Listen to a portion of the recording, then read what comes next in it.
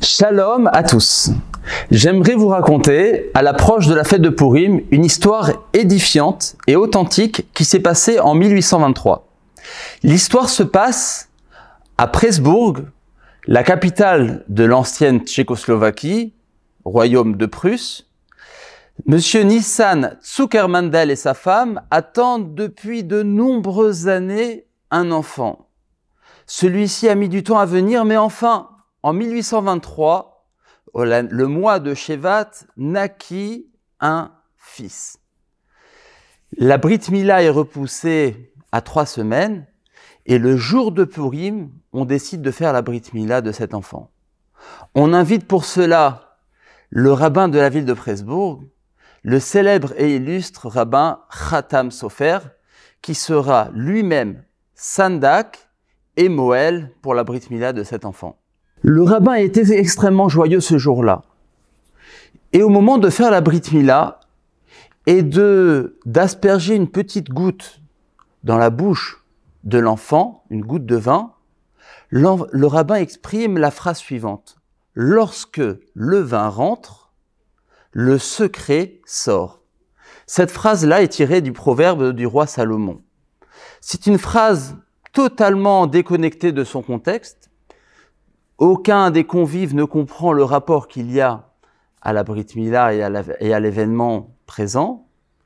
Mais cette phrase va finalement, rapidement, sortir aux oubliettes. L'enfant va grandir. Il devint un enfant assidu, extrêmement appliqué, sérieux. Il est empreint d'une grande piété. Mais finalement, il est doté d'une mémoire extrêmement fragile et d'une compréhension fortement réduite. Il ne réussit pas dans ce qu'il étudie. Ses camarades le surnomment même Am Haaretz Chassid, l'ignorant pieux, un jeu de mots talmudique pour dire que finalement, il ne réussit pas vraiment, bien qu'il soit très sérieux dans son service divin. Lorsque on lui pose la question, qu'est-ce qu'il va faire de tout ce qu'il a appris? Si finalement il ne comprend pas ce qu'il étudie, il répond laconiquement, est-ce que c'est de ma faute si le bon Dieu ne m'a pas pourvu d'une grande intelligence? Les années passent, il ne réussit évidemment pas dans les études, son père lui fait faire des petits métiers. Un jour, il rencontre le Khatam Sofer, et lui demande une bénédiction. Le Khatam Sofer le regarde de son regard pénétrant et lui dit « J'espère que tu ne tomberas jamais dans l'orgueil. » Le jeune enfant aurait espéré une bénédiction sur d'être doté d'une intelligence, de comprendre, d'une meilleure mémoire. Mais le rabbin savait ce qu'il disait et l'histoire s'est arrêtée là. Les années passent. Notre enfant, dénommé Baruch Mordechai, car comme on a dit, la Brit Mila s'était passée à Purim, grandit, part à Jérusalem, il a du mal à se marier, et finalement il devra prendre une orpheline, pauvre, puisque personne ne voulait d'un personnage qui finalement ne savait que lire l'hébreu, mais ne comprenait quasiment rien du contenu de ce qu'il étudiait. Il devint bedeau de synagogue, mais finalement, il ne tarda pas à quitter de métier. Le rabbin de la synagogue, décéda. Puis, il changea de métier. Il devint puiseur d'eau. À Jérusalem, il y avait 12 puiseurs d'eau. C'était un métier qui correspondait plus ou moins à ses capacités intellectuelles. Il était physiquement assez fort pour cela. Et il trouva assez de clients. Il trouva des clients parce qu'il éveilla la pitié de nombreuses personnes. Il était aussi, comme je vous l'avais dit, un homme doté d'une grande humilité et d'une grande honnêteté. Les gens firent appel à lui. Cela dura pendant 40 ans. Il mena une existence, certes, modeste, mais mais empreint d'une grande yirat shamayim. Un jour, on raconte aussi l'anecdote suivante. Rabbi Yoshua Leib Diskin de Brisk, de la ville de Brest-Litovsk, en Pologne, arriva à Jérusalem. Il se lia d'amitié, Baruch Mordechai Zuckermandel, avec ce rabbin, mais ce rabbin jamais ne fit appel à lui pour demander de l'eau. Il s'en inquiéta, étant le disciple, il se disait c'est peut-être de mon ressort. Et finalement, un jour, sa femme parla à la rabbinite de Brisk, qui lui dit, si le rabbin en a décidé ainsi, c'est qu'il a de bonnes raisons pour ne pas faire appel à votre mari.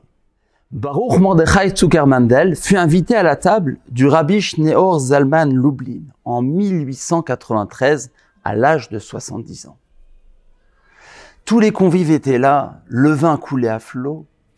Chaque juif venait pour recevoir la bénédiction du célèbre rabbin, dont notre fameux Baruch Mordechai. Baruch Mordechai avait pour coutume de ne jamais boire de vin à Purim, bien que ce soit la mitzvah de la journée. Jamais. Il arriva pour recevoir la bénédiction. Le rabbin s'enquiert de ce Baruch Mordechai et lui dit « Ah, tu as 70 ans. Eh bien, on va faire les chaim ensemble. » Baruch Mordechai était tiraillé par le fait que jamais il ne buvait à Purim, mais il ne pouvait refuser, devant l'assistance du rabbin, eh bien, le fait de ne pas pouvoir boire avec lui. Il dit « D'accord, si c'est pour un verre. » Il but un verre, puis un second, puis un troisième. Ça devint une bouteille, puis une seconde bouteille. Baruch Mordechai devint totalement ivre.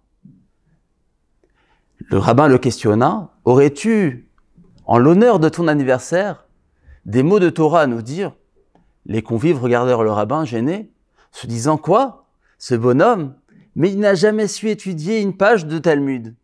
Même le Chumash, il ne comprend pas. Qu'est-ce que vous lui posez maintenant ? Une question sur une histoire ou une compréhension talmudique. »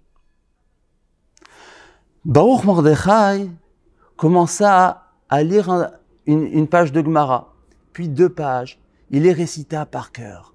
Sous l'emprise du vin, on se rappela de la phrase énigmatique citée par le fameux Khatam Sofer au moment de la Brit Mila. Lorsque le vin rentre, eh bien, le secret sort. De cette histoire, je retiens l'idée suivante. Se cachent en chacun de nous des facultés exceptionnelles qui sont très souvent insoupçonnées. Le jour de Purim, c'est le jour où, grâce au vin, il nous est permis de pouvoir découvrir des facultés ou des qualités que l'on n'a jamais mis à jour. Shabbat Shalom.